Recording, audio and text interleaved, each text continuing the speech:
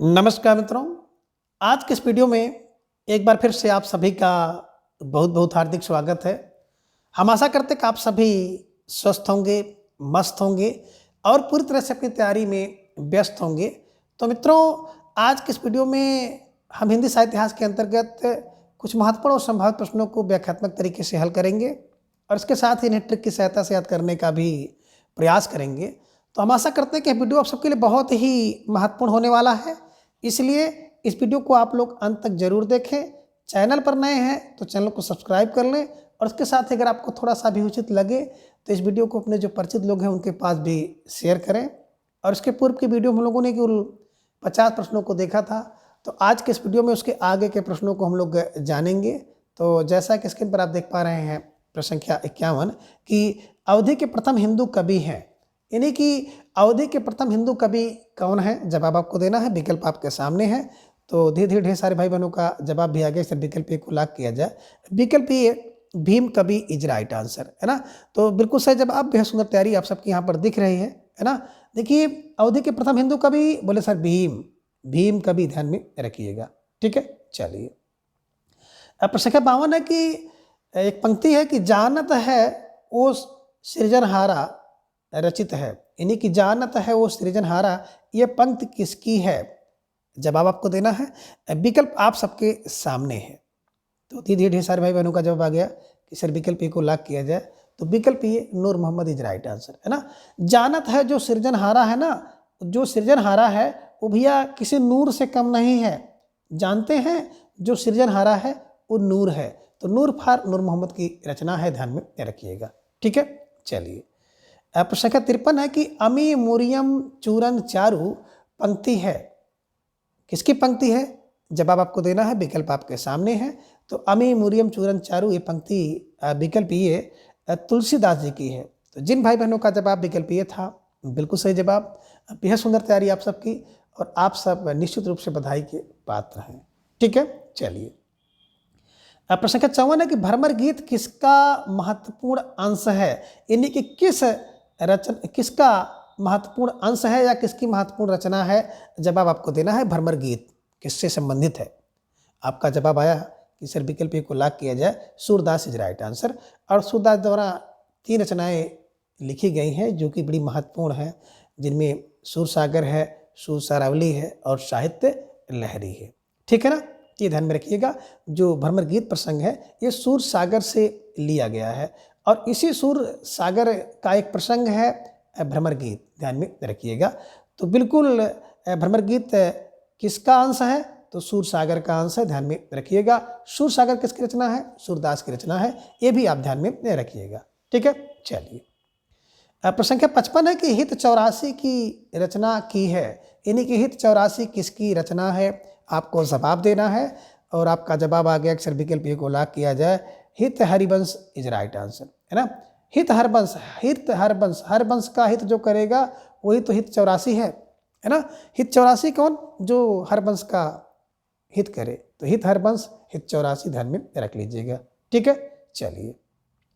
अब प्रश्न संख्या 56 है कि युगल शतक के रचनाकार हैं।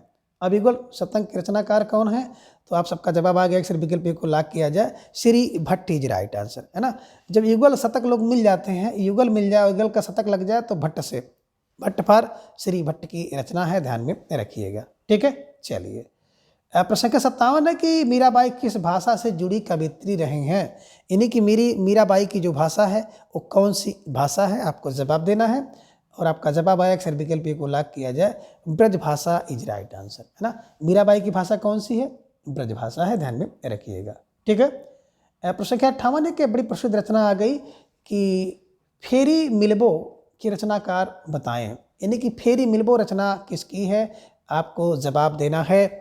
और आपका जवाब आया कि सर विकल्प ए को लॉक किया जाए। तो विकल्प ये Anoop Sharma is right answer, है ना। फेरी मिलबो, कब मिलबो, बोले फेरी मिलबो तो अनूप बात है, अनूप बात है, यानी कि अनूप शर्मा की रचना है। ठीक है, चलिए। प्रश्न संख्या 59 है कि वीर सतसई कृति है। अब वीर सतसई कृति किसकी है, रचना किसकी है, आपको जवाब देना है। तो आपका जवाब भी आ गया, सर विकल्प ए को लॉक किया जाए। अभियोगी हरि इज राइट आंसर। और कई बार ये परीक्षा में पूछा गया है, तो वीर सतसई पर आप लोग बिल्कुल स्टार लगाइए और स्टार लगाकर इसे अपनी नोटबुक में दर्ज कर लीजिए कि वीर सतसई वियोगी हरि की वीर सतसई। ठीक है, चलिए। प्रश्न संख्या 60 है कि वे स्वप्निल रतियां मधुर वे बतियां चुपचाप, होई विलीन ही में बनी आज बिछोह बिलाप। उपरोक्त पंक्ति किस रचनाकार की है? जवाब आपको देना है कि वे स्वप्निल रतियां मधुर वे बतियां चुपचाप, होई विलीन ही में बनी आज बिछोह बिलाप। ये पंक्ति किस रचनाकार की है? जवाब आपको देना है। और आप सबका जवाब आया अक्सर विकल्प को लॉक किया जाए। बालकृष्ण शर्मा नवीन इज राइट आंसर, है ना। देखिए, वे स्वप्निल रतियां मधुर बतियां हो जाएं तो बड़ी नवीन बात होगी कि स्वप्न में रात स्वप्निल हो और बात चुपचाप हो जाए, तो भैया नवीन है। नवीन फार बालकृष्ण शर्मा नवीन जी की है, ये ध्यान में रखिएगा। प्रश्न संख्या 61 है कि देवनागरी लिपि में कितने स्वर्ण ध्वनियाँ हैं? तो यहाँ पे स्वर्ण को आप कर लीजिए कि स्वर ध्वनियाँ कितनी है ना। स्वर्ण नहीं होता, बल्कि आप इसको सही कर लीजिए कितनी स्वर ध्वनियाँ हैं। आप जवाब दीजिए कि देवनागरी लिपि में कितनी स्वर ध्वनियाँ हैं, इन्हीं के कितने स्वर हैं। प्रश्न आपका ये था। तो धीरे धीरे ढेर सारे भाई बहनों का जवाब आ गया। अक्सर विकल्प बी को लॉक किया जाए। विकल्प बी 11 इज राइट आंसर, है ना। तो आ से शुरू करेंगे और कहाँ तक लेके जाएंगे? ए आओ तक ले जाएंगे। कुल 11 है। अंगह की बात करते हैं तो ये तो आयोगवाह है, जिनमें एक अनुसार है, एक विसर्ग है। ठीक है, तो फिलहाल प्रश्न संख्या 61 का विकल्प बी 11 इज राइट आंसर। ठीक है, चलिए। प्रश्न संख्या 62 है कि मेरठ सहारनपुर बिजनौर किस बोली के क्षेत्र में आते हैं? यानी कि मेरठ सहारनपुर बिजनौर में कौन सी बोली बोली जाती है? अब आपका जवाब आना चाहिए और थोड़ा सा सोच समझकर आपका जवाब आया अक्सर विकल्प ए को लॉक किया जाए। तो विकल्प ए खड़ी बोली इज राइट आंसर। जिन भाई बहनों का जवाब विकल्प ए है, बिल्कुल सही जवाब, बेहद सुंदर तैयारी आप सबकी यहाँ पर दिख रही है। निश्चित रूप से आप सब बधाई के पात्र हैं, है ना। देखिए, मेरठ सहारनपुर बिजनौर की बोली खड़ी बोली। ठीक है, चलिए। प्रश्न संख्या 63 है कि निम्नलिखित में से असत्य कथन छांटे, यानी कि कौन सा कथन असत्य है? तो आपको जवाब देना है। थोड़ा सा सोच समझकर विचार करके जवाब दीजिएगा। प्रश्न संख्या 63 आपके स्क्रीन पर है और धीरे धीरे ढेर सारे भाई बहनों का जवाब आ गया। अक्सर विकल्प बी को लॉक किया जाए तो विकल्प बी देवनागरी लिपि में 13 स्वर नहीं बल्कि 11 स्वर हैं। यही असत्य है, यही संगत है। तो जिन भाई बहनों का जवाब विकल्प बी था, बिल्कुल सही जवाब है। बात करें विकल्प ए की तो रिटूरसा राम मूर्धा, टुट्टा ठोड़ा ढोड़ा मूर्धन है, बिल्कुल सही है। जा मूल व्यंजन है, बिल्कुल सही है। छा मूल व्यंजन नहीं है, बिल्कुल। का और शा है और आ मिलकर के ये छा बनाते हैं, तो ये संयुक्त व्यंजन है ना। तो बिल्कुल जिन भाई बहनों का जवाब विकल्प बी था, बिल्कुल सही जवाब। बेहद सुंदर तैयारी आप सबके यहाँ पर दिख रही है। ठीक है, चलिए। प्रश्न संख्या 64 है कि यदि तुम आ जाते तो मैं तुम्हें जरूर बताता का काल निर्धारित कीजिए। यानी कि यदि तुम आते तो मैं तुम्हें जरूर बताता है किस प्रकार का काल है या काल वाला वाक्य है। जवाब दीजिए। और आप सब भाई बहनों का जवाब आ गया। अक्सर विकल्प डी को लॉक किया जाए। हेतुमद भूत वाक्य है ना। देखिए, हेतुमद भूत वाक्य में क्या होता है कि इसमें एक शर्त होती है कि यदि तुम पढ़ते तो पास हो जाते, यदि तुम आते तो बिल्कुल मैं आता, यदि तुम फीस पाते तो बिल्कुल पढ़ाई कर सकते। तो अगर इसमें कारण और कारण दोनों दिया हो तो बिल्कुल हेतुमद भूत वाक्य होता है, ध्यान में रखिएगा। और कि यदि तुम आते तो मैं तुम्हें जरूर बताता, ना तुम आए ना मैं तुम्हें बताया। यदि वर्षा होगी तो फसल अच्छी होगी। तो हेतुमद वाक्य इसी प्रकार से होते हैं, ध्यान में रखिएगा। ठीक है, चलिए आगे। प्रश्न संख्या 65 है कि द्विगुण व्यंजन है। अब द्विगुण व्यंजन कौन सा है? आपको जवाब देना है कि द्विगुण व्यंजन इसमें से कौन है। और आपका जवाब आ गया। अक्सर विकल्प बी को लॉक किया जाए।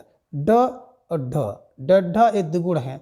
इसी को उच्चित व्यंजन भी कहते हैं, इसी को ताड़नजात व्यंजन कहते हैं, इसी को नवविकसित व्यंजन कहते हैं और इसी को मेहमान व्यंजन भी कहते हैं।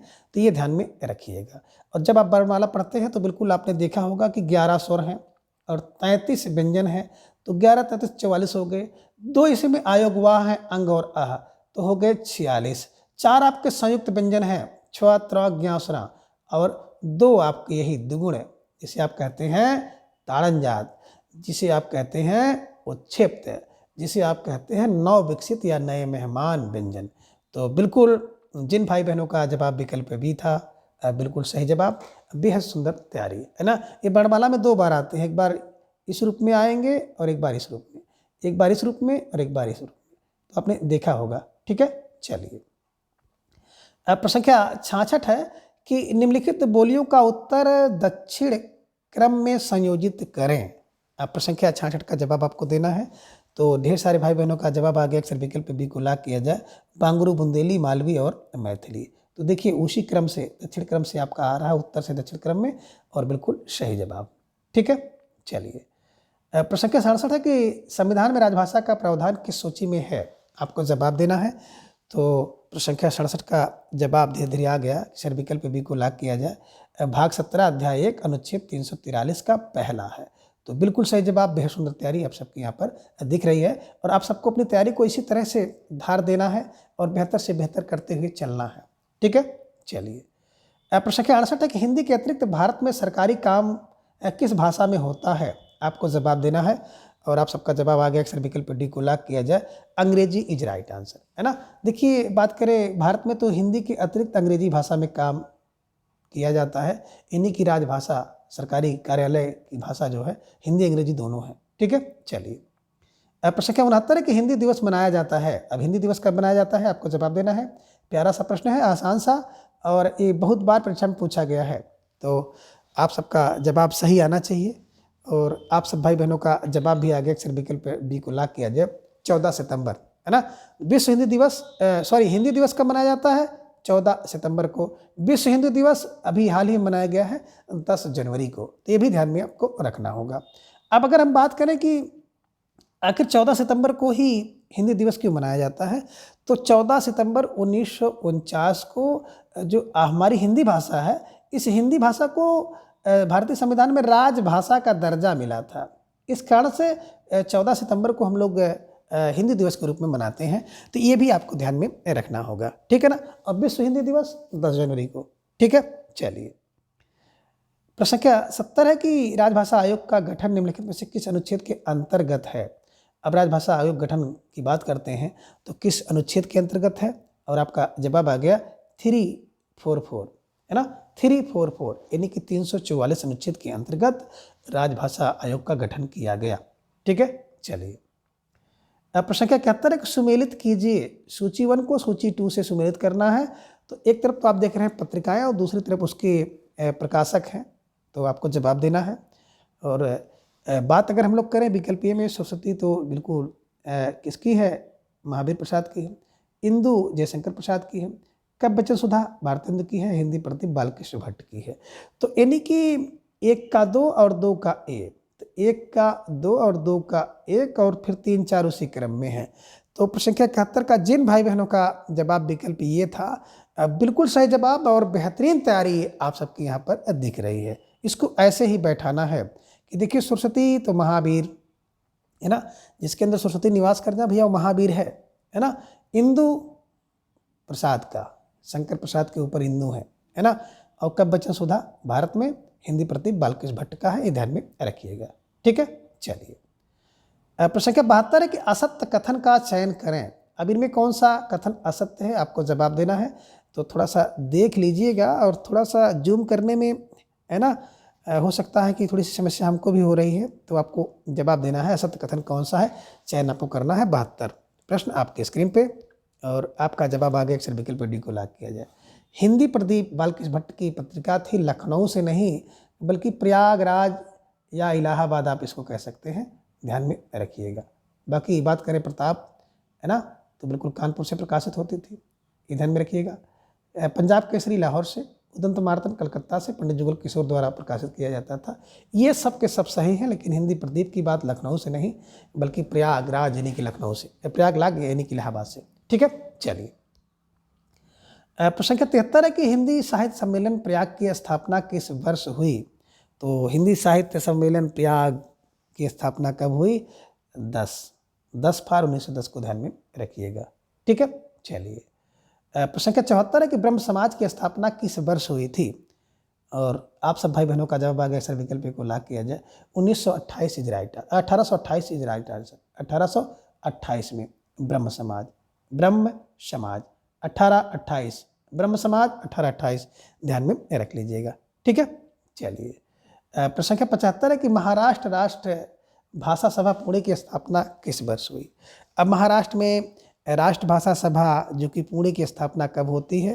तो आप सबका जवाब आ गया सर 1945, विकल्प ए इज राइट आंसर।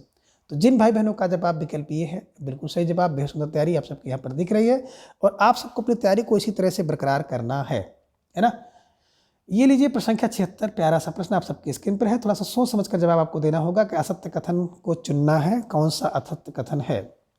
और आप सब भाई बहनों का जवाब आ गया सर, विकल्प बी को लाग किया जाए।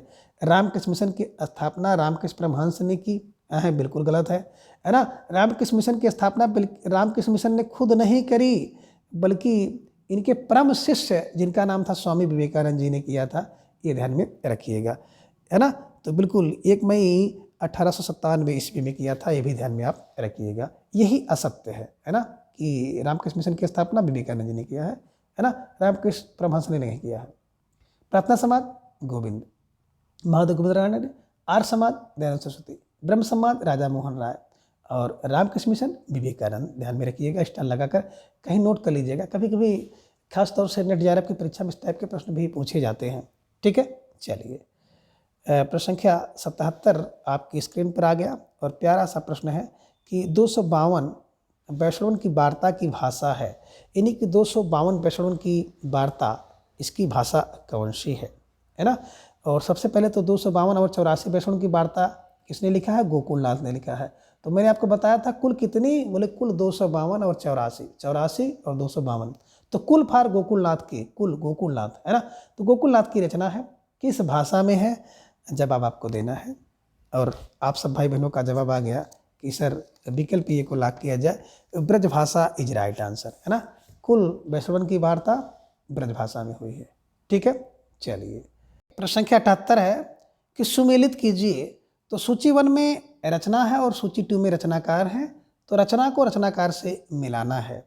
तो विकल्प में आप देख रहे हैं कि प्रेम सागर।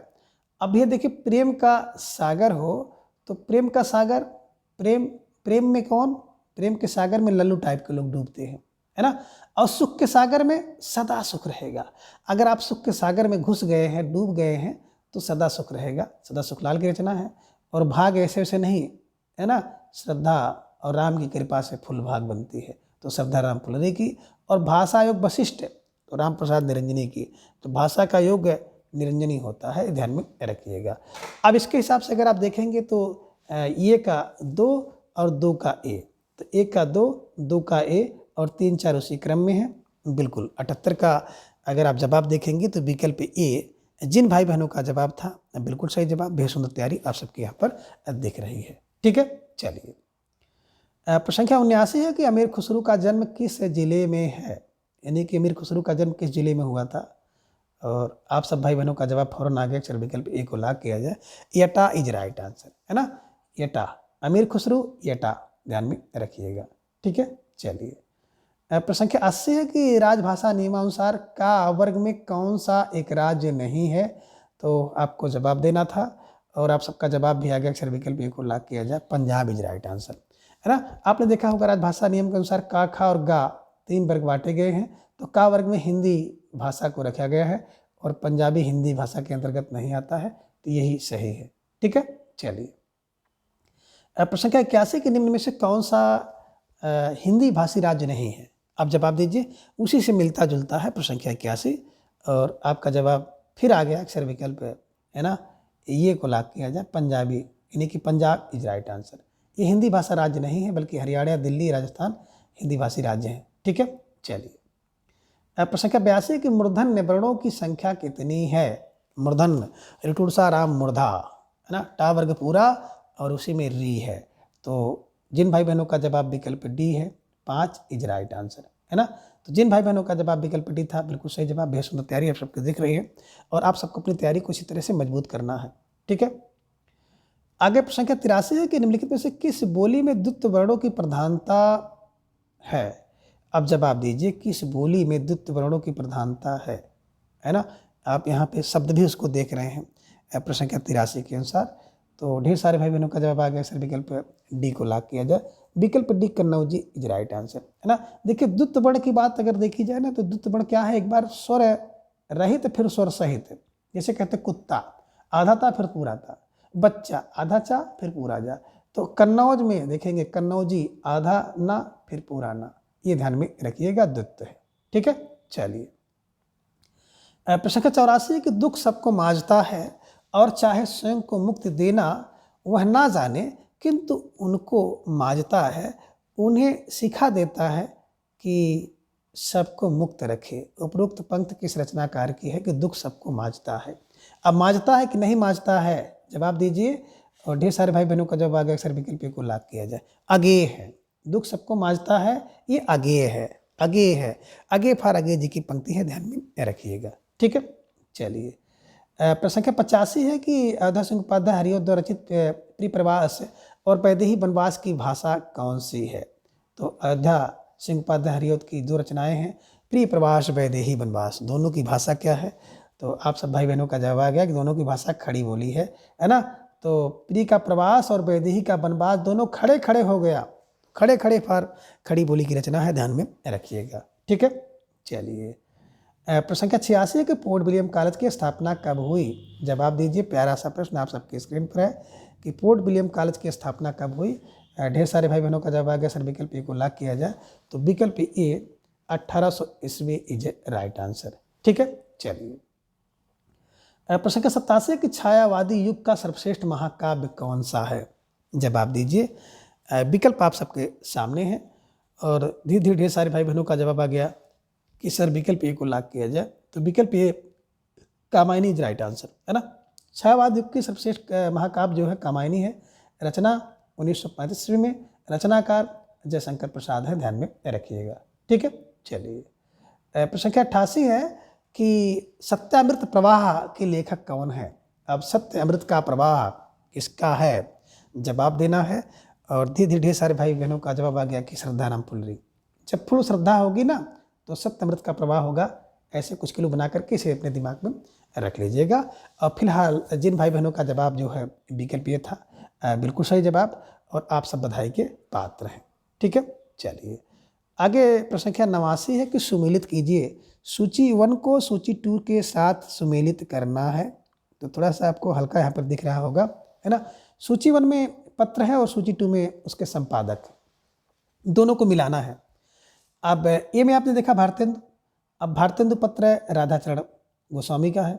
ब्राह्मण की बात करते हैं तो प्रताप नारायण मिश्र का है। प्रदीप यानी कि हिंदी प्रदीप बालकृष्ण भट्ट का है। आनंद कदमनी बद्रीनाथ चौधरी प्रेमघन का है। इस दृश्य अगर आप देखेंगे तो भारतेंदु चौथा, ये का 4 आपको कहाँ पर मिला? डी में मिल गया और सी में मिल गया है। बी का आपको मिलना है 3 और बी का 3 आपको सी में मिला, और फिर सी का 1, सी का पहला बिल्कुल और डी का दूसरा। तो जिन भाई बहनों का जवाब विकल्प सी था, बिल्कुल सही जवाब। बेहद सुंदर तैयारी आप सबकी दिख रही है और आप सबको अपनी तैयारी को इसी तरह से, मैं बार बार कहता हूँ कि मजबूत करते हुए चलते रहना है ना। ठीक है। प्रश्न संख्या 90 है कि भला हुआ जो मारिया वहणी वारा कंतु लज्जो तो वस्सव यहो भग्गा घर एंतु, है ना। ये सबसे पहले तो आपको जवाब देना है कि उपरोक्त पंक्ति की भाषा क्या है, और इससे पहले आपको जवाब देना है किसकी पंक्ति है ना। तो आप सबका जवाब भी आ गया, हेमचंद्र की पंक्ति है, हेमचंद्र की पंक्ति है। उसका अर्थ है कि भला हुआ कि जो हमारा कांत जो है युद्ध में मारा गया, अगर भाग के घर आता तो कितनी लज्जा की बात होती, कायरता की बात होती, ध्यान में रखिएगा। ठीक है ना। आप कह रहे हैं कि इसकी भाषा कौन सी है, जवाब दीजिए। ढेर सारे भाई बहनों का जवाब आया, सर विकल्प को लॉक किया जाए। तो विकल्प बी ए अपभ्रंश इज राइट आंसर, बिल्कुल सही जवाब। बेहद सुंदर तैयारी आप सबकी है ना यहाँ पर दिख रही है और आप सबको अपनी तैयारी को बिल्कुल इसी तरह से धार देते हुए आगे चलना है। प्रश्न संख्या 91 है कि निम्नलिखित में से कौन सा तालव्य वर्ण है, यानी कि तालव्य द्वारा बोला जाता है। आपको जवाब देना है। प्रश्न संख्या 91 आपकी स्क्रीन पर है।